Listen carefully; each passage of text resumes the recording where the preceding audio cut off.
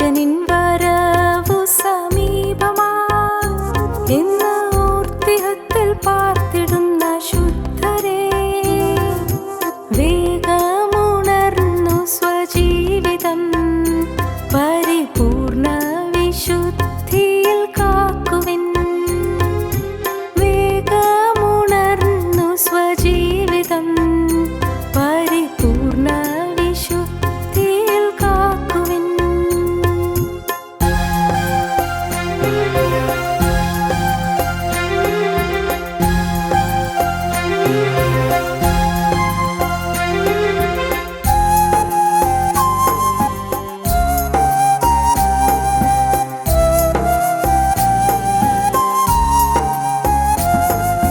ക്രിസ്തുവിൻ നാളിൽ നിർമ്മലന്മാരും ഇടർച്ചയില്ലാത്തോരും ആയിരിപ്പാൻ.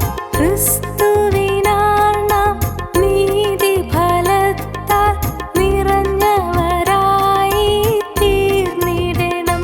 സ്നേഹം മേൽക്കുമേൽ കവിഞ്ഞു വിവേകവും പരിജ്ഞാനവും ലഭിച്ചു വളരുവാൻ.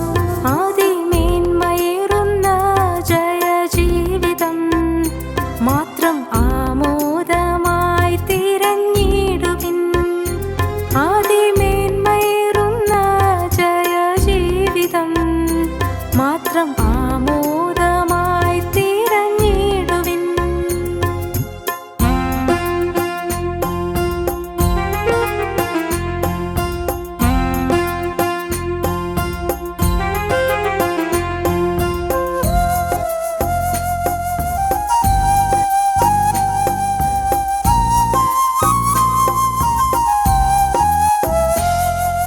ക്രിസ്തുവിൻ നാളിൽ രക്ഷ പ്രാപിപ്പാൻ ഭയത്തോടുകൂടെ പരിശ്രമിപ്പിൻ. ലോകത്തിൽ നിങ്ങൾ ജീവന്റെ വചനം പാലിച്ചുകൊണ്ടു ശോഭിച്ചിടുൻ. മഹാവക്രതയും കോട്ടവുമുള്ളതാ ഈ ദുഷ്ടലോകത്തിൻ്റെ നടുവിലായി എല്ലാം പിറുപിറുപ്പും വാദവുമെന്നിയേ ചെയ്തു നിഷ്കളങ്ക മക്കളായി തീരുവിൻ. എല്ലാം പിറുപിറുപ്പും വാദവുമെന്നിയേ ചെയ്തു നിഷ്കളങ്ക മക്കളായി തീരുവിൻ. ഞങ്ങളും ക്രൂശിക്കപ്പെട്ട ക്രിസ്തുവിനെ പ്രസംഗിക്കുന്നു. സംഖ്യാപുസ്തകം 32 അധ്യായം 23 വാക്യം. നിങ്ങളുടെ പാപത്തിൻ്റെ ഫലം നിങ്ങൾ അനുഭവിക്കും. നീ ചെയ്യുന്ന പാപത്തിൻ്റെ ഫലം നീ അനുഭവിക്കേണ്ടി വരും. Be sure your sin will find you out. നിൻ്റെ പാപം നിന്നെ കണ്ടെത്തുമെന്നുള്ളത് സുനിശ്ചിതമാണ്. നിങ്ങളുടെ പാപത്തിൻ്റെ ഫലം നിങ്ങൾ അനുഭവിക്കുമെന്ന് മലയാള വേദപുസ്തകത്തിൽ കാണുന്ന വാക്യം ഇംഗ്ലീഷ് ബൈബിളിൽ be sure your sin will find you out എന്നാണ് നാം കാണുന്നത്. നിശ്ചയമായും നിൻ്റെ പാപം നിന്നെ കണ്ടെത്തും. പുതിയ നിയമത്തിൽ ഗലാത്യ ലേഖനം 6 അധ്യായം 7 വാക്യം ഈ ആശയം തന്നെ ശക്തമായി പറയുകയാണ്. As you so you reap. നീ വിതയ്ക്കുന്നത് നീ കൊയ്യും. വിതച്ചാൽ അത് തന്നെ കൊയ്യും. വിതച്ചാൽ അതിലേറെ കൊയ്യും. വിതച്ചാൽ പല നാളുകൾക്ക് ശേഷം കൊയ്യും. Be sure your sin will find you out. പാപം ഭയാനകമാണ്. പാപം വിഷമാണ്. പാപം നാശകരമാണ്. പാപം ശാപകരമാണ്. പാപം സമാധാനം നശിപ്പിക്കുന്നതാണ്. പാപം മനുഷ്യഹൃദയങ്ങളിൽ സ്വസ്ഥത നശിപ്പിച്ചു കളയുന്നതാണ്. പാപം മനുഷ്യ ജീവിതത്തെ മുടിച്ചു കളയുന്നതാണ്. പാപം പൈശാചികൻ്റെ അവകാശമാണ്, പൈശാചികൻ്റെ വകയാണ്, സാത്താൻ്റെ ബന്ധനത്തിലേക്ക് നമ്മെ നയിക്കുന്നതാണ്. നമ്മെ പാപം കെട്ടിയിടുന്നു, നമ്മെ ബന്ധിക്കുന്നു, നമ്മെ കാരാഗ്രഹത്തിലാക്കുന്നു പൈശാചികൻ്റെ ജയിലറയിൽ. പാപം ഭയാനകമാണ്. മനുഷ്യ ജീവിതത്തിൽ പാപം വരുന്നതിന് കാരണമായി തീർന്നത് സാത്താന്യ ശക്തിയുടെ സ്വാധീനമാണ്. സാത്താൻ അവൻ്റെ ആദിമകാലങ്ങൾ അവൻ ദൈവത്തിൻ്റെ തേജസ്സുള്ള മഹത്വമേറിയ സന്നിധാനത്തിൽ തേജോമയനായ ദൈവത്തെ ആരാധിക്കുന്ന ദൂതവൃന്ദങ്ങളിൽ മുമ്പനായി കഴിഞ്ഞിരുന്നവനായിരുന്നു. അവനെക്കുറിച്ച് യെഹെസ്കേൽ പ്രവാചകൻ്റെ പുസ്തകം 28-ാം അധ്യായത്തിൽ പറയുന്നുണ്ട്. സാത്താൻ്റെ ആ ഭയാനകമായ വീഴ്ചയുടെ ഗൗരവമായ ആഘാതം എന്ത് എന്ന്. 28-ാം അധ്യായം യെഹെസ്കേൽ പ്രവാചകൻ്റെ പുസ്തകം 14-ാം വാക്യം മുതൽ വായിക്കുമ്പോൾ നാം ഇങ്ങനെയാണ് കാണുന്നത്. നീ ചിറക് വിടർത്ത് മറയ്ക്കുന്ന കെരൂബാകുന്നു. ഞാൻ നിന്നെ വിശുദ്ധ ദേവപർവ്വതത്തിൽ ഇരുത്തിയിരുന്നു. നീ അഗ്നിമയ രഥങ്ങളുടെ മധ്യേ സഞ്ചരിച്ചു പോന്നു. നീ അഗ്നിമയ രഥങ്ങളുടെ മധ്യേ സഞ്ചരിച്ചു പോന്നു. നിന്നെ സൃഷ്ടിച്ച നാൾ മുതൽ നിങ്കൽ നീതികേട് കണ്ടതുവരെ നീ നടപ്പിൽ നിഷ്കളങ്കനായിരുന്നു. നിന്റെ വ്യാപാരത്തിൻ്റെ പെരുപ്പം നിമിത്തം നിന്റെ അന്തർഭാഗം സാഹസം കൊണ്ട് നിറഞ്ഞു. നീ പാപം ചെയ്തു. അതുകൊണ്ട് ഞാൻ നിന്നെ അശുദ്ധൻ എന്ന് എണ്ണി ദേവപർവ്വതത്തിൽ നിന്ന് തള്ളിക്കളഞ്ഞു. മറയ്ക്കുന്ന കരൂപേ, ഞാൻ നിന്നെ അഗ്നിമയ രഥങ്ങളുടെ മധ്യേ നിന്ന് മുടിച്ചു കളഞ്ഞു. നിന്റെ സൗന്ദര്യം നിമിത്തം നിന്റെ ഹൃദയം ഗർവിച്ചു. നിന്റെ പ്രഭ നിമിത്തം നീ നിന്റെ ജ്ഞാനത്തെ വഷളാക്കി. ഞാൻ നിന്നെ നിലത്ത് തള്ളിയിട്ടു. രാജാക്കന്മാർ നിന്നെ കണ്ട് രസിക്കത്തക്കവണ്ണം നിന്നെ അവരുടെ മുമ്പിൽ ഇട്ട് കളഞ്ഞു. നിന്റെ അകൃത്യ ബാഹുല്യം കൊണ്ടും നിന്റെ വ്യാപാരത്തിൻ്റെ നീതികേട് കൊണ്ടും നീ നിന്റെ വിശുദ്ധ മന്ദിരങ്ങളെ അശുദ്ധമാക്കി.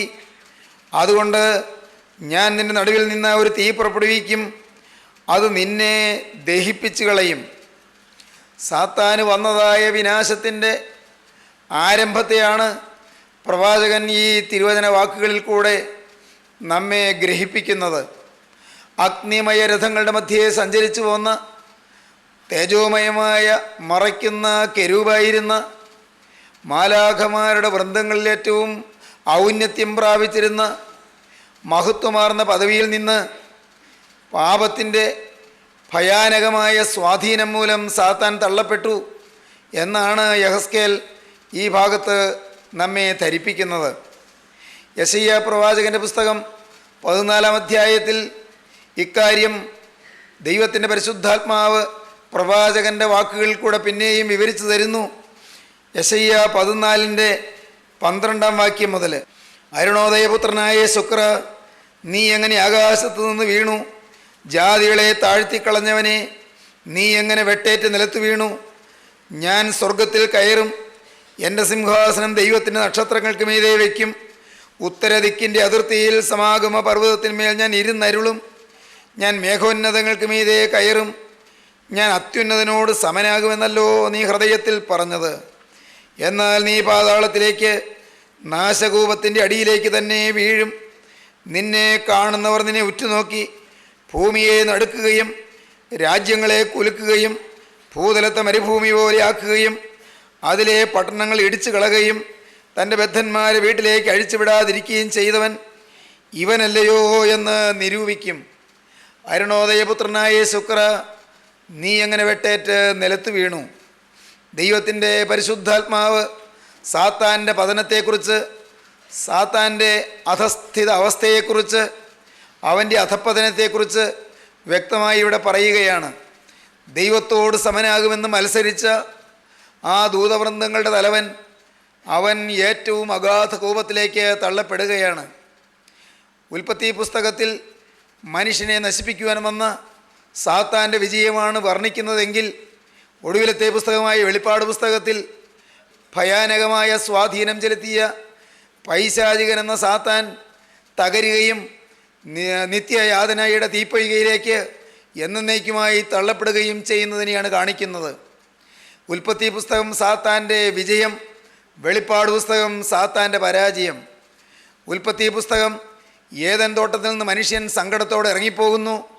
വെളിപ്പാട് പുസ്തകത്തിൽ മനുഷ്യൻ ഏദൻ പ്രദേശയിലേക്ക് സന്തോഷ തിമിർപ്പോടെ മടങ്ങി വരുന്നു. ഉൽപ്പത്തി പുസ്തകത്തിൽ മനുഷ്യൻ പാപിയായി തീരുന്നു. വെളിപ്പാട് പുസ്തകത്തിൽ പാപം മാറിയ മനുഷ്യൻ ദൈവ സാന്നിധ്യത്തിലേക്ക് വീണ്ടും യഥാസ്ഥാനപ്പെടുന്നു, ചേർക്കപ്പെടുന്നു. ഉൽപ്പത്തി പുസ്തകം മനുഷ്യൻ്റെ വീഴ്ചയുടെ ചരിത്രം വിവരിക്കുന്നു. വെളിപ്പാട് പുസ്തകം മനുഷ്യൻ്റെ തിരിച്ചുവരവിൻ്റെ ചരിത്രം രേഖപ്പെടുത്തുന്നു.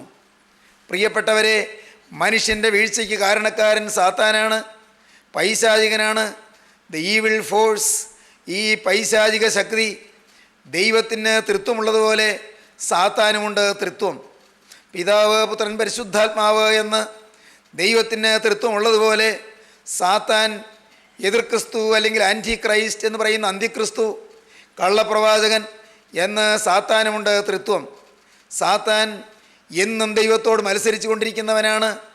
ദൈവത്തോട് മത്സരിച്ച് ദൈവത്തെ തോൽപ്പിക്കാൻ സാത്താൻ കണ്ട മാർഗം ദൈവത്തിൻ്റെ സൃഷ്ടിയുടെ മകുടമായ മനുഷ്യനെ നശിപ്പിക്കുക എന്നുള്ളതായിരുന്നു. ദൈവത്തിൻ്റെ പ്രമോദം മനുഷ്യപുത്രന്മാരോടുകൂടി ആയിരുന്നു എന്ന് ഏറ്റവും ആദ്യത്തെ പുസ്തകമായ വേദപുസ്തകത്തിൽ ആദ്യത്തെ പുസ്തകമായി ചേർത്തിട്ടില്ലെങ്കിലും എഴുതിയ കണക്കിന് ആദ്യത്തെ പുസ്തകമായ ഇയ്യോബിൻ്റെ പുസ്തകത്തിൽ പറയുന്നുണ്ട്. ദൈവത്തിൻ്റെ പ്രമോദം മനുഷ്യപുത്രന്മാരോടുകൂടി ആയിരുന്നു. സദൃശവാക്യങ്ങളുടെ പുസ്തകത്തിൽ ജ്ഞാനിയായ ശലോമോൻ അതുതന്നെ പറയുന്നുണ്ട്. ദൈവം മനുഷ്യൻ്റെ സാന്നിധ്യത്തിലും മനുഷ്യൻ്റെ സംസർഗത്തിലും പ്രമോദിച്ചിരുന്നു എന്ന്. ദൈവത്തിൻ്റെ പ്രമോദം മാറണമെങ്കിൽ ഈ മനുഷ്യനിൽ നിന്ന് ദൈവത്തിൻ്റെ സ്നേഹം മാറണം. ദൈവം മനുഷ്യനെ വിട്ടുമാറണം, അഥവാ മനുഷ്യൻ പുറന്തള്ളപ്പെടണം. അതിനുവേണ്ടി സാത്താൻ ഏദൻ തോട്ടത്തിലേക്ക് കടന്നു ചെന്നു. സമൃദ്ധമായ ഐശ്വര്യ സമ്പൂർണമായ സുരഭില സുഗന്ധം മുറ്റിയ ഏദൻ തോട്ടത്തിൻ്റെ സൗഭാഗ്യ ശ്രേയസ്സിലേക്ക് പൈശാചികൻ കടന്നു ചെന്നു. ഏദൻ തോട്ടത്തിലെ സ്നേഹോഷ്മളമായ അന്തരീക്ഷത്തെ കലക്കുവാൻ പിശാച് കടന്നു ചെന്നു. ഇന്നും അങ്ങനെയാണ്. സ്നേഹമുള്ളിടത്ത് വൈരാഗ്യം ജനിപ്പിക്കുന്നത് സാത്താനാണ്. ഐക്യമുള്ളിടത്ത് ഭിന്നത ഉളവാക്കുന്നത് സാത്താനാണ്. സന്തോഷവും സമൃദ്ധിയും ഐശ്വര്യവും സമാധാനവും തിങ്ങുന്ന കുടുംബങ്ങൾ മുടിക്കുന്നത് സാത്താനാണ്. കർത്താവായ യേശു യോഹന്നാൻ്റെ സുവിശേഷം 10-ാം അധ്യായത്തിൽ പറഞ്ഞു. 10-ാം അധ്യായം 9 വാക്യം വായിക്കുമ്പോൾ കാണാം, അറുപ്പാനും മുടിപ്പാനും മോഷ്ടിപ്പാനുമല്ലോ പൈശാചികൻ വരുന്നത് എന്ന്. കള്ളനായ സാത്താൻ വരുന്നത്, ഭോഷ്ക് പറയുന്നവനും അതിൻ്റെ അപ്പനുമായ പിശാച് വരുന്നത്, നുണ പറയുന്നവനും അതിൻ്റെ അപ്പനുമായ പിശാച് വരുന്നത്, അത് മനുഷ്യനെ മുടിക്കാനാണ്, മനുഷ്യനിൽ നിന്ന് അപഹരിച്ചെടുക്കാനാണ്, മനുഷ്യനെ നശിപ്പിക്കാനാണ്, അറുത്ത് മുടിച്ച് കൊന്ന് നശിപ്പിച്ച് കളയുവാനാണ്. അറുപ്പാനും മുടിപ്പാനും മോഷ്ടിപ്പാനുമല്ലോ ശത്രു വരുന്നത്. ഏദൻ തോട്ടത്തിൽ ചെന്ന് മനുഷ്യനെ പാപത്തിലേക്ക് ഈ സാത്താൻ വലിച്ചിഴച്ചു. പാമ്പ് ഏദൻ തോട്ടത്തിലേക്ക് കടന്നു ചെന്നു. ആ പഴയ പാമ്പ് എന്ന് വേദപുസ്തകത്തിൽ പല ഭാഗങ്ങളിലും കാണുന്ന നാം മഹാസർപ്പമെന്ന് വെളിപ്പാട് പുസ്തകം 12-ാം അധ്യായത്തിൽ കാണുന്ന ഭയാനകനായ ആ ഭീകരനായ ശത്രുവായ പൈശാചികൻ സാത്താൻ ഏദൻ തോട്ടത്തിൻ്റെ സന്തോഷ തികവിലേക്ക് കടന്നു ചെന്നു. സ്ത്രീ മാത്രമേ അവിടെ ഉണ്ടായിരുന്നുള്ളൂ. ഹൗവ അപ്പോൾ അവിടെ ഉണ്ടായിരുന്ന ഏകയായിരുന്ന ആ സമയത്ത് സാത്താൻ ചെന്നു. അവൻ പ്രലോഭനങ്ങളുടെ വാക്കുകൾ ധാരാളം തൂകി പാകി കൊടുത്തു. ഹൗവായുടെ ഹൃദയത്തിലേക്ക് ഇതാ പ്രലോഭനത്തിൻ്റെ വാക്കുകൾ സാത്താൻ നൽകുകയാണ്. ആദ്യം അഭിനന്ദന രൂപത്തിലാണ് അവൻ പറയുന്നത്, അനുമോദിച്ചുകൊണ്ടാണ് പറയുന്നത്. ഐശ്വര്യത്തികവിൽ ആനന്ദിച്ചരുളുന്ന മനുഷ്യൻ്റെ ശ്രേയസ്സിനെ നോക്കിക്കൊണ്ട് അഭിനന്ദിച്ച് പറയുകയാണ്, നിങ്ങളെന്ത് ഭാഗ്യശാലികൾ, ഈ തോട്ടമെല്ലാം നിങ്ങൾക്ക് ദൈവം തന്നിരിക്കുകയാണോ? ഇതെല്ലാം എന്ത് മനോഹരമായ തോട്ടം, എന്ത് പുഷ്പഫല സമൃദ്ധമായ തോട്ടം, എന്ത് നല്ല ഉദ്യാനം, പൂക്കൾ, ലതകൾ, സസ്യങ്ങൾ, മരങ്ങൾ, എന്തെന്ത് പ്രകൃതി വിഭവങ്ങൾ എല്ലാം തികഞ്ഞ ഈ തോട്ടം നിങ്ങളുടേതാണോ? ഹൗവായ്ക്ക് സന്തോഷം കൊണ്ട് വീർപ്പുമുട്ടി. അവൾ അഭിമാനത്തോടെ പറഞ്ഞു, അതെ, ഞങ്ങളുടെ ദൈവം ഞങ്ങൾക്ക് തന്നതാണ്, ഞങ്ങളുടെ ദൈവം ഞങ്ങൾക്ക് തന്നതാണ്. ഓഹോ, ഇത് മുഴുവൻ നിങ്ങൾക്ക് അനുഭവിക്കാമോ? മുഴുവനും. പിന്നല്ലാതെ ഞങ്ങൾക്കല്ലാതെ ഇനി ആർക്കാ? ഞങ്ങൾക്ക് തന്നെ ദൈവം തന്നതാണ്. സാത്താൻ പിന്നെയും ചോദിച്ചു, ഇത് മുഴുവനും, ഇക്കാണുന്ന ഫലമൂലാദികൾ, ഫലവൃക്ഷങ്ങൾ, ഇക്കാണുന്ന പുഷ്പലതാ സസ്യ പടർപ്പുകൾ എല്ലാം നിങ്ങൾക്കോ? ആണെന്നേ, ഞങ്ങൾക്ക് ഞങ്ങളുടെ ദൈവം തന്നതല്ലേ. അല്ല, ഞാൻ ചോദിച്ചു എന്നേ ഉള്ളൂ, മുഴുവനും നിങ്ങൾക്കാകാമോ? സാത്താൻ്റെ കെണി ഹൗവയ്ക്ക് മനസ്സിലായില്ല. പുരുഷൻ വീട്ടിലില്ലാത്തപ്പോൾ ഒരന്യൻ കടന്നു വന്നത് അല്പം ശ്രദ്ധയോടും ജാഗ്രതയോടും അല്പം സൂക്ഷ്മതയോടും കൂടി ഹൗവ നോക്കേണ്ടതായിരുന്നു. സ്ത്രീ ഒറ്റയ്ക്കല്ലേ, പുരുഷൻ വീട്ടിലില്ല. ഒരന്യനൊരുവൻ, ഒരപരിചിതൻ വീട്ടിലേക്ക് കടന്നു വരുന്നു. അവൾ ബുദ്ധിപൂർവം, അവൾ വിവേകപൂർവം, പരിജ്ഞാനത്തോടെ അവൾ പെരുമാറേണ്ടതായിരുന്നു. ഒരന്യൻ വന്നു, ഒരപരിചിതൻ വന്നു, പതിവില്ലാത്തൊരാൾ വന്നു. ആ ആളോട് അവളൊരു വാക്ക് പറഞ്ഞാൽ മതി, സോറി പുരുഷൻ ഇവിടെ ഇല്ലല്ലോ, ഇവിടെ അദ്ദേഹം ഇവിടെ ഇല്ല, പിന്നെ കാണാം. ഒരു വാക്ക് പറഞ്ഞാൽ മതി, പ്രശ്നം ഒഴിവാക്കാമായിരുന്നു. പക്ഷേ ഹൗവ അതിന് തയ്യാറായില്ല. വിവേകം വികാരത്തിന് കീഴ്പ്പെട്ടു പോയി. വികാരം വിവേകത്തെ കീഴ്പ്പെടുത്തി കളഞ്ഞു. ഹൗവ സംസാരം മുന്നോട്ട് കൊണ്ടുപോവുകയാണ്. ഞങ്ങളുടെ ദൈവം ഞങ്ങൾക്ക് തന്നതാണ്, എല്ലാ ഫലങ്ങളും ഞങ്ങൾക്ക് ഭക്ഷിക്കാം, പക്ഷേ ആ തോട്ടത്തിൻ്റെ നടുവിൽ നിൽക്കുന്ന നന്മകളുടെ അറിവിൻ്റെ വൃക്ഷം ഇല്ലേ, അതിൻ്റെ ഫലം മാത്രം തിന്നരുതെന്ന് ദൈവം കൽപ്പിച്ചിട്ടുണ്ട്. തിന്നാൽ എന്താണ്, അതുകൊണ്ട് എന്താ ദോഷം? ഉടനെ ഹൗവ പറഞ്ഞു, അയ്യോ ആ കാര്യം മിണ്ടല്ലേ, അത് തിന്നാൽ ഞങ്ങൾ മരിക്കും എന്നാണ് ദൈവം പറഞ്ഞത്. തിന്നുന്ന നാളിൽ മരിക്കും, തിന്നാൽ മരിക്കും എന്ന് ദൈവം പറഞ്ഞിട്ടുണ്ട്. അത് തൊടുക പോലും ചെയ്യരുത് എന്ന് ദൈവം പറഞ്ഞിട്ടുണ്ട്. ദൈവം അങ്ങനെ പറഞ്ഞിട്ടില്ല, തുടരുതെന്ന് പറഞ്ഞിട്ടുണ്ടായിരുന്നില്ല. ഹൗവായുടെ തീഷ്ണത, ആ വലിയ വ്യഗ്രത, അതാണ് പറഞ്ഞത് തൊടുക പോലും ചെയ്യരുത് എന്ന്. പാമ്പ് പൊട്ടിച്ചിരിച്ചുകൊണ്ട് പറഞ്ഞു, കൊള്ളാം, ദൈവത്തിനറിയേതോ നിങ്ങളത് തിന്നാൽ ദൈവത്തെ പോലെയാകുമെന്ന്. എന്തൊരു കെണിയാണത്! ദൈവത്തെ കുറ്റവാളിയാക്കുകയാണ്. ദൈവത്തിന് അസൂയയുണ്ടെന്ന്, ഇവർ ദൈവത്തെ പോലെ ആകുമെന്ന് ദൈവം അറിയുന്നു എന്ന്. നിങ്ങൾ ദൈവത്തെ പോലെ ആകുമെന്ന് പറഞ്ഞ് നിർത്തുകയല്ല, നിങ്ങൾ ദൈവത്തെ പോലെ ആകുമെന്ന് ദൈവം അറിയുന്നു എന്നാണ് സാത്താൻ പറയുന്നത്. കെണി വയ്ക്കുകയാണ്, തന്ത്രം. വളരെ കൗശലപൂർവം ഉപായത്തോടെ ആ സാത്താൻ്റെ വാക്കുകളിൽ കൂടെ വിഷം പകരുകയാണ്. പ്രിയപ്പെട്ടവരെ, നല്ലതെന്ന് തോന്നാവുന്ന വാക്കുകൾ, വിഷം പുരട്ടിയ വാക്കുകൾ സാത്താൻ പ്രയോഗിക്കുകയാണ്. ഹൗവ അങ്ങോട്ട് നോക്കി, പഴം തിന്മാൻ നല്ലത്, കാൺമാൻ ഭംഗിയുള്ളത്, ജ്ഞാനം പ്രാപിപ്പാൻ കാമ്യം. കൺമോഹം ഹൗവയെ കീഴ്പ്പെടുത്തി, ജഡമോഹം ഹൗവയെ കീഴ്പ്പെടുത്തി, പ്രതാപമോഹം അല്ലെങ്കിൽ ജീവനത്തിൻ്റെ പ്രതാപം ഹൗവയെ കീഴ്പ്പെടുത്തി. കാൺമാൻ ഭംഗിയുള്ളതും തിന്മാൻ നല്ലതും ജ്ഞാനം പ്രാപിപ്പാൻ കാമ്യവും എന്ന് ഹൗവ കണ്ടു എന്ന് ഉൽപ്പത്തി പുസ്തകം 3-ാം അധ്യായത്തിൽ നാം കാണുന്നു. പ്രിയപ്പെട്ടവരെ, പാപം അരിച്ചരിച്ച് വരികയാണ്. പാപം കൗശലപൂർവ്വം നമ്മെ കീഴ്പ്പെടുത്തുകയാണ്. മനുഷ്യനെ ഒരൊറ്റ നിമിഷം കൊണ്ട് കീഴ്പ്പെടുത്തുകയല്ല, പയ്യെ പയ്യെ ഒന്നൊന്നായി ഇഞ്ചിഞ്ചായി മനുഷ്യനെ പാപത്തിൻ്റെ ഭീകരമായ കുടുക്കിലും കെണിയിലും ഇതാ പിശാച് കുരുക്കിടുകയാണ്, അവൻ ബന്ധിക്കുകയാണ്. സാത്താൻ പിന്നെ അധികം താമസിച്ചില്ല. ഹൗവായുടെ നാവിൽ നനവൂറുന്നത് സാത്താൻ കണ്ടു, അവൾ കൊതിക്കുന്നത് സാത്താൻ കണ്ടു. കാൺമാൻ ഭംഗിയുള്ളതെന്നും തിന്മാൻ നല്ലതെന്നും ജ്ഞാനം പ്രാപിപ്പാൻ കാമ്യമെന്നും ഹൗവായ്ക്ക് ഒരു പ്രലോഭനം കൊടുത്തത് അത് യേശി എന്ന് സാത്താൻ മനസ്സിലായി. ഇതാ ആ പഴം അവൻ പറിച്ചു കൊണ്ടുവന്നു. നന്മതിന്മകളുടെ അറിവിൻ്റെ വൃക്ഷത്തിൻ്റെ ഫലം കൊണ്ടുവന്ന് ഹൗവായ്ക്ക് കൊടുത്തു. ഹൗവ തിന്നു. ആദാം വന്നപ്പോൾ ആദാമിനും കൊടുത്തു, ആദാവും തിന്നു.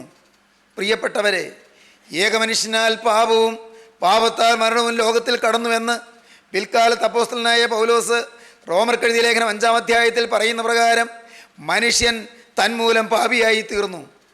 തലമുറകളായി പാപം കലർന്നു വരികയാണ്. തലമുറകളായി പാപവും ശാപവും വരികയാണ്. സാത്താൻ്റെ ആ കുമാർഗം, അവൻ്റെ കുൽസിതമായ അവൻ്റെ തന്ത്രം മനുഷ്യനെ കെണിയിൽ ആഴ്ത്തുകയും കുരുക്കിലിടുകയും ചെയ്തു. അവനെ പാപത്തിൻ്റെ ചങ്ങലയിൽ കുടുക്കിൽപ്പെടുത്തി. മനുഷ്യൻ പാപിയായി. പാപം വന്നതോടെ മനുഷ്യനിലുണ്ടായിരുന്ന ദൈവ തേജസ്സിൻ്റെ വസ്ത്രം ഉരിഞ്ഞുപോയി, ദൈവശോഭയുടെ വസ്ത്രം ഉരിഞ്ഞുപോയി. മനുഷ്യന് മനസ്സിലായി താൻ നഗ്നനാണെന്ന്. അവൻ നഗ്നനാണെന്നറിഞ്ഞു. അവന് ഭയം വന്നു, അവൻ ഒളിച്ചു. പ്രിയപ്പെട്ടവരെ, ഭയത്തിൻ്റെ ആരംഭം ഏദനിലാണ്. പാപം വന്നപ്പോഴാണ് ഭയം ആരംഭിക്കുന്നത്. ഇന്ന് എവിടെയെല്ലാം ഭയമുണ്ട്. ലോകത്തെമ്പാടും പലതരത്തിലുള്ള ഭയമുണ്ട്. മരണഭീതിയുണ്ട്, യുദ്ധഭീതിയുണ്ട്, ക്ഷാമഭീതിയുണ്ട്, വൈരാഗ്യഭീതിയുണ്ട്, കൊലപാതക ഭീതിയുണ്ട്, വലിയ നഷ്ടങ്ങളുടെ ഭീതിയുണ്ട്, കഷ്ടങ്ങളുടെ ഭീതിയുണ്ട്, നരക ദുരിതങ്ങളുടെ ഭീതിയുണ്ട്, കഷ്ടനഷ്ടങ്ങളുടെ ഭീതിയുണ്ട്, കെടുതികളും കേടുകളും വരുന്നതിനെക്കുറിച്ചുള്ള ഭീതിയുണ്ട്, അപായ ശങ്കയുണ്ട്, ആപൽ ആശങ്കയുണ്ട്. പലതരത്തിൽ മനുഷ്യജീവിതം ഇന്ന് ഭയാകുലമാണ്, ഭയവിഹുലമാണ്. ഭയാശങ്കകളുടെ കരിനിഴലിൻ കീഴിലാണ് മനുഷ്യൻ ഇന്ന്. എന്നാൽ സഹോദരങ്ങളെ കേൾക്കൂ, ഭയപ്പെട്ട് ഒളിച്ച മനുഷ്യൻ അവന് അറിഞ്ഞില്ല അവൻ്റെ പാപത്തിൻ്റെ ഭീകരമായ ദൂഷിത ഫലങ്ങൾ തലമുറകളിലേക്ക് പകരുമെന്ന്. ഏദൻ തോട്ടത്തിലാണ് ആദ്യമായി ഈ പ്രശ്നങ്ങളുടെ എല്ലാം ആരംഭം നാം കാണുന്നത്. ഉൽപ്പത്തി പുസ്തകം 3-ാം അധ്യായം നാം വായിക്കുമ്പോൾ ഏദൻ തോട്ടത്തിൽ ജനസംഖ്യാവർദ്ധനവിൻ്റെ പ്രശ്നം ആരംഭിക്കുന്നത് കാണാം. ഉൽപ്പത്തി 3:16 നാം എങ്ങനെയാണ് കാണുന്നത്? സ്ത്രീയോട് കൽപ്പിച്ചത്, ഞാൻ നിനക്ക് കഷ്ടവും ഗർഭധാരണവും ഏറ്റവും വർദ്ധിപ്പിക്കും, നീ വേദനയോടെ മക്കളെ പ്രസവിക്കും, നിൻ്റെ ആഗ്രഹം നിൻ്റെ ഭർത്താവിനോടാകും, അവൻ നിന്നെ ഭരിക്കും. നീ വേദനയോടെ മക്കളെ പ്രസവിക്കും, ഞാൻ നിനക്ക് കഷ്ടവും ഗർഭധാരണവും ഏറ്റവും വർദ്ധിപ്പിക്കും. മാത്രമല്ല, ജീവനുള്ള ദൈവം മനുഷ്യനോട് പറഞ്ഞത് ഇങ്ങനെയാണ്. യഹോവയായ ദൈവം മനുഷ്യനെ വിളിച്ചിട്ട് അവനോട് പറയുകയാണ്, നീ നിൻ്റെ ഭാര്യയുടെ വാക്ക് അനുസരിക്കുകയും തിന്നരുതെന്ന് ഞാൻ കൽപ്പിച്ച വൃക്ഷഫലം തിന്നുകയും ചെയ്തതുകൊണ്ട് നിന്റെ നിമിത്തം ഭൂമി ശപിക്കപ്പെട്ടിരിക്കുന്നു. നിന്റെ ആയുഷ്കാലമൊക്കെയും നീ കഷ്ടതയോടെ അതിൽ നിന്ന് അഹോവൃത്തി കഴിക്കും. മുള്ളും പറക്കാരയും നിനക്ക് അതിൽ നിന്ന് മുളയ്ക്കും. വയലിലെ സസ്യം നിനക്ക് ആഹാരമാകും. നിലത്തു നിന്ന് നിന്നെ എടുത്തിരിക്കുന്നു, അതിൽ തിരികെ ചേരുവോളം മുഖത്തെ വിയർപ്പുകളോടെ നീ ഉപജീവനം കഴിക്കും. നീ പൊടിയാകുന്നു, പൊടിയിൽ തിരികെ ചേരും. ശാപങ്ങൾ ഏൽക്കുകയാണ്. ഇതാ ജനസംഖ്യാ വർധനവ്, ഗർഭവും കഷ്ടധാരണവും, ക്ഷാമത്തിൻ്റെ പ്രശ്നം, ക്ഷാമം. ഇതാ മുഖത്തെ വിയർപ്പോടെ ഉപജീവനം കഴിക്കും. അധ്വാന ഭാരങ്ങൾ, കഷ്ടപ്പാടുകൾ, വൈരാഗ്യത്തെക്കുറിച്ച് പറയുന്നു. വൈരാഗ്യം ഉണ്ടാക്കുമെന്നാണ് പറഞ്ഞത്. 15-ാം വാക്യം, ഞാൻ നിനക്കും സ്ത്രീക്കും നിൻ്റെ സന്തതിക്കും അവളുടെ സന്തതിക്കും തമ്മിൽ ശത്രുത്വം ഉണ്ടാക്കും. അവൻ നിൻ്റെ കാൽ തകർക്കും, നീ അവൻ്റെ കുതികാൽ തകർക്കും. സഹോദരങ്ങളെ, ശത്രുത്വത്തിൻ്റെ ഭീതി തുടങ്ങുന്നത് ഏതെനിലാണ്, ഭയം തുടങ്ങുന്നത് ഏതെനിലാണ്, ഭീതി തുടങ്ങുന്നത് ഏതെനിലാണ്, ആശങ്കകൾ തുടങ്ങുന്നത് ഏതെനിലാണ്, മരണം തുടങ്ങുന്നത് ഏതെനിലാണ്, ശാപം തുടങ്ങുന്നത് ഏതെനിലാണ്. ഓർക്കൂ, മാത്രമല്ല ശത്രുത്വവും വൈരാഗ്യവും യുദ്ധവും പകയും വിദ്വേഷവും എല്ലാം തുടങ്ങുന്നത് ഏതെനിലാണ്. തീർന്നില്ല. മനുഷ്യൻ്റെ കഷ്ടവും നഷ്ടവും എല്ലാം ഏതെനിൽ തുടങ്ങും. സകല പ്രശ്നങ്ങളുടെയും ആരംഭം ആദ്യ മനുഷ്യൻ പാപം ചെയ്തതോടെ തുടങ്ങി. സഹോദരങ്ങളെ, പാപം മനുഷ്യനെ വിഴുങ്ങാനിടയായി, പാപം മനുഷ്യനെ ഗ്രസിക്കാനിടയായി. Be sure your sin will find you out. നിശ്ചയമായും നിൻ്റെ പാപം നിന്നെ കണ്ടെത്തും. As you sow so you reap. നീ വിതയ്ക്കുന്നത് നീ കൊയ്യും. വിതച്ചാൽ അത് തന്നെ കൊയ്യും. വിതച്ചാൽ അതിലേറെ കൊയ്യും. വിതച്ചാൽ പല നാളുകൾക്ക് ശേഷം കൊയ്യും. Be sure your sin will find you out. നിശ്ചയമായും നിൻ്റെ പാപം നിന്നെ കണ്ടെത്തും. മനുഷ്യൻ പാപം ചെയ്തു. ദൈവം മനുഷ്യൻ്റെ അരികിലേക്ക് വന്നു, അവനെ വിളിച്ചു കൊണ്ടുവന്നു. മനുഷ്യൻ മറഞ്ഞിരിക്കുകയായിരുന്നു. ആദ്യ മനുഷ്യൻ തരുനിരകളുടെ ഇടയിൽ മറഞ്ഞിരിക്കുകയായിരുന്നു. വൃക്ഷങ്ങളുടെ ഇടയിൽ മറഞ്ഞിരുന്ന മനുഷ്യനെ തേടി ദൈവം വന്നു, മനുഷ്യനെ വിളിച്ചു. നീ എവിടെയെന്ന് ചോദിച്ചു. മനുഷ്യൻ പറഞ്ഞു, ഞാൻ നഗ്നനാകൊണ്ട് നിന്നെ ഭയപ്പെട്ടു, ഞാൻ ഒളിച്ചു എന്ന് പറഞ്ഞു. സഹോദരങ്ങളെ, അവിടെ തുടങ്ങി നീതീകരണം. മനുഷ്യന് അവൻ ചെയ്ത പാപത്തിന് നീതീകരണം കാണുകയാണ്. എന്നോടുകൂടെ ഇരിപ്പാൻ നീ തന്ന സ്ത്രീ എനിക്ക് വൃക്ഷഫലം തന്നു, ഞാൻ തിന്നു. നീതീകരണം. നീതീകരണം എന്ന പാപം, സ്വന്തം പാപം കാണാതെ സ്വന്തം പാപം മറ്റുള്ളവരിൽ ആരോപിക്കുന്ന മഹാഭയാനകമായ ഗതിവിഗതികൾ തുടങ്ങുന്നത് ഏതെനിലാണ്. എല്ലാ തിന്മയുടെയും ഉത്ഭവം ഏതെനിലാണ്. ഇന്ന് പ്രിയപ്പെട്ടവരെ, ഞാൻ വളരെ വിനയപൂർവ്വം നിങ്ങളോട് പറയട്ടെ, നിങ്ങളുടെ ജീവിതത്തിൽ നിന്ന് നീതീകരണം വരുന്നില്ലേ? നിങ്ങൾക്ക് സ്വയം ന്യായീകരണം വരുന്നില്ലേ? നിങ്ങൾ ചെയ്ത തെറ്റിന് മറ്റുള്ളവരിൽ കുറ്റം ആരോപിക്കുന്നില്ലേ? നിങ്ങളുടെ കുടുംബത്തിൽ കലക്കം ഉണ്ടാകുന്നില്ലേ? ഭാര്യയും ഭർത്താവും തമ്മിൽ നീരസപ്പെട്ട് കഴിയുന്നില്ലേ? മാതാപിതാക്കളും മക്കളും തമ്മിൽ അഭിപ്രായ വ്യത്യാസത്തോടെ പുലരുന്നില്ലേ? ഒരു ബിസിനസ്സിൽ പങ്കാളികളായവർ ശത്രുതയിലാകുന്നില്ലേ? ഒരേ രംഗത്ത് നിന്ന് പ്രവർത്തിക്കുന്നവർ വൈരാഗ്യത്തോടെ പകയും വിദ്വേഷം വെച്ചുകൊണ്ട് തൊഴുത്തിൽ കുത്തും കിടമത്സരവുമായി ഇന്ന് അത്യന്തം വലിയ വൈരാഗ്യത്തോടെ കഴിയുന്നില്ലേ?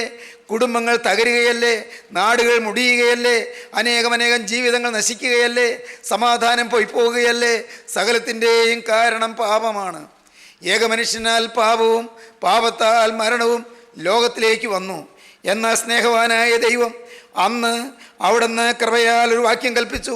ഉൽപ്പത്തി പുസ്തകം 3-ാം അധ്യായത്തിൽ നാം അത് കാണും. ഞാൻ നിനക്കും സ്ത്രീക്കും നിൻ്റെ സന്തതിക്കും അവളുടെ സന്തതിക്കും തമ്മിൽ ശത്രുത്വം ഉണ്ടാക്കും, അവൻ നിൻ്റെ തല തകർക്കും. പാമ്പിൻ്റെ തല തകർക്കുന്ന സ്ത്രീയുടെ സന്തതിയെക്കുറിച്ച് ദൈവം അവിടെ ഒരു വാഗ്ദാനം തന്നു. ഏതാണ് സ്ത്രീയുടെ സന്തതി? എല്ലാവരും പുരുഷൻ്റെ സന്തതിയാണ്, എല്ലാവരും പുരുഷൻ്റെ മക്കളാണ്. അതെ, എന്നാൽ സ്ത്രീയുടെ സന്തതിയായി ഒരാൾ മാത്രമേ ഭൂമിയിൽ പിറന്നിട്ടുള്ളൂ, ഒരേ ഒരാൾ മാത്രം. അത് കർത്താവായ യേശുക്രിസ്തുവാണ്. പുരുഷ സ്പർശം കൂടാതെ കന്യഗർഭിണിയായൊരു മകനെ പ്രസവിച്ചു. അവൻ ഇമ്മാനുവേൽ എന്ന് പേർ വിളിക്കപ്പെടുമെന്ന് നൂറ്റാണ്ടുകൾക്ക് മുമ്പ് പ്രവാചകൻ പ്രവചിച്ച കർത്താവായ യേശുവിൻ്റെ തിരുജനനം, ആ തിരുപ്പിറവി, സ്ത്രീയുടെ സന്തതിയായി ജനിച്ച ക്രിസ്തുവിൻ്റെ മഹത്വപൂർണ്ണമായി തിരുവവതാരത്തെ ഇന്ന് നമുക്ക് മനസ്സിലാക്കി തരുന്നു. സ്ത്രീയുടെ സന്തതിയായി ക്രിസ്തു ജനിച്ചു. സ്ത്രീയുടെ സന്തതിയായി പിറക്കുന്നവൻ പാമ്പിൻ്റെ തല തകർക്കും. ഈ സാത്താൻ്റെ ചെയ്തികളെ തകർക്കാൻ കർത്താവായ യേശുവിന് മാത്രമേ കഴിയുകയുള്ളൂ. എൻ്റെ മാന്യ സഹോദരങ്ങളെ, നിങ്ങൾ വിശ്വസിക്കൂ, പാപം നിങ്ങളെ കണ്ടെത്തുന്നതിന് മുൻപ് ഈ സ്ത്രീയുടെ സന്തതിയായ ക്രിസ്തുവിനെ നിങ്ങൾ വിളിക്കുമെങ്കിൽ അവൻ നിങ്ങളുടെ രക്ഷയ്ക്കായി ഓടി വരും. നിങ്ങൾ പാപത്തെ ഓർത്ത് കരയുമെങ്കിൽ അവൻ ഇതാ പാഞ്ഞു വരും. യെശയ്യാവ് കരഞ്ഞു, ഞാൻ ശുദ്ധിയില്ലാത്ത അധരങ്ങളുള്ള ഒരു മനുഷ്യൻ, ഞാൻ ശുദ്ധിയില്ലാത്ത അധരങ്ങളുള്ള ജനത്തിൻ്റെ നടുവിൽ വസിക്കുന്നു. എൻ്റെ കണ്ണ് സൈന്യങ്ങളുടെ ദൈവമായ യഹോവയായ രാജാവിനെ കണ്ടുവല്ലോ എന്ന് പറഞ്ഞ് യെശയ്യാവ് കുറ്റബോധത്തോടെ കരഞ്ഞു. അപ്പോൾ ഇതാ ഒരു മാലാഖ കൊടിൽ കൊണ്ട് ഒരു തീക്കനൽ സ്വർഗത്തിൽ നിന്ന് എടുത്തുകൊണ്ട് പറന്നു വന്ന് യെശയ്യാവിൻ്റെ അധരത്തെ തൊട്ടു. പാപബോധത്തോടെ കരയുന്ന പാവപ്പെട്ട ദൈവവൈതലിൻ്റെ അധരത്തെ തൊടുവാൻ സ്വർഗത്തിന് തീക്കനൽ ഇറങ്ങി വന്നു. അതത്രേ സ്വർഗത്തിന് തീക്കനലായ കർത്താവായ യേശു. ഈ വാക്കുകളെ നിങ്ങൾ കേൾക്കുമ്പോൾ നിങ്ങളൊന്ന് ആഗ്രഹിക്കുമോ? കർത്താവേ, പാപം എന്നെ പിടികൂടി നശിപ്പിക്കുന്നതിന് മുൻപ്, പാപം എന്നെ ബന്ധിച്ച് നരകത്തിലേക്ക് തള്ളുന്നതിന് മുൻപ്, നരകത്തിൻ്റെ ഭീകരമായ യാതനയിലേക്കും നിത്യദണ്ഡനത്തിലേക്കും ഞാൻ പോകുന്നതിന് മുൻപ്, എൻ്റെ നാഥ, സ്വർഗത്തിന് തീക്കനലായ യേശുവേ, നീ ഒന്ന് പറന്നു വരണമേ. സ്വർഗത്തിന് തീക്കനൽ എൻ്റെ അശുദ്ധി പറ്റിയ അവയവങ്ങളിൽ നിന്ന് തൊടുവിക്കണമേ. എൻ്റെ അശുദ്ധി പറ്റിയ അധരങ്ങളിൽ, അശുദ്ധി പറ്റിയ നാവിൽ, മദ്യം പകർന്ന വായിൽ, കർത്താവേ, അഴുക്ക് പുരണ്ട ചുണ്ടിൽ, കരുണയുള്ള ദൈവമേ, അശുദ്ധമായ കൈകളിൽ, അഴുക്കാണ്ട കാലുകളിൽ, അഴുക്ക് നിറഞ്ഞ ഹൃദയത്തിൽ, അശുദ്ധ ചിന്തകൾ നിറഞ്ഞ തലച്ചോറിൽ, നാഥ, എൻ്റെ ബുദ്ധിയെ, എൻ്റെ ഹൃദയത്തെ എല്ലാം തഴുകുമാറ് സ്വർഗത്തിന് തീക്കനൽ ഇപ്പോൾ എൻ്റെ മേലൊന്ന് തൊടുവിക്കണമേ. സ്വർഗീയ തീക്കനലായ യേശുവേ, നീ പറന്നു വരണമേ, എൻ്റെ മേലൊന്ന് തൊടണമേ. പാപം എന്നെ കണ്ടെത്തുന്നതിന് മുൻപ് ഞാനിതാ എൻ്റെ പാപത്തെ കണ്ടെത്തുന്നു. എൻ്റെ അധരങ്ങളിൽ പാപമുണ്ട് എന്ന് യെശയ്യാവ് കണ്ടതുപോലെ എൻ്റെ ഇന്നിന്ന ഭാഗങ്ങളിൽ പാപമുണ്ട് എന്ന് ഞാനിതാ കണ്ടെത്തി ഞാൻ ഏറ്റുപറയുന്നു. എൻ്റെ പാപക്കറകൾ കഴുകണമേ, പാപമാലിന്യങ്ങൾ നീക്കണമേ, അശുദ്ധിയിൽ നിന്ന് നിശേഷം മാറ്റി തരണമേ, എന്നെ വെടിപ്പാക്കണമേ, എന്നെ വിശുദ്ധീകരിക്കണമേ, എൻ്റെ മേൽ നിന്റെ കൃപയുടെ വരം വയ്ക്കണമേ, എന്നെ കഴുകി വെടിപ്പാക്കണമേ, തിരുരക്തത്തിന്റെ മുദ്ര എനിക്ക് തരണമേ. നമുക്ക് പ്രാർത്ഥിക്കാം. സ്നേഹവാനേ, കാരുണ്യവാനേ, ജീവനുള്ള ദൈവമേ, അവിടുത്തെ കരം ഞങ്ങളുടെ മേൽ വെക്കണമേ. സ്വർഗീയ തീക്കനൽ ഞങ്ങളെ തൊടുവിക്കണമേ. ഇന്ന് ഞങ്ങളുടെ അശുദ്ധി പറ്റിയ അവയവങ്ങളിൽ നിന്റെ വിശുദ്ധി പകരണമേ.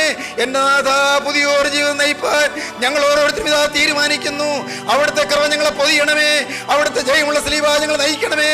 അവിടുത്തെ ക്രൂസിലെ രക്തം ഞങ്ങളെ പൊതിയണമേ. കൃപയിൽ ഞങ്ങളെ പരിപാലിക്കണമേ. മഹത്വം രാജാധിരാജൻ മാത്രം എടുക്കണമേ. മഹത്വം മറുക്കപ്പെട്ട കുഞ്ഞാടിന് മാത്രം. യേശുവിൻ നാമത്തിൽ തന്നെ ആമീൻ.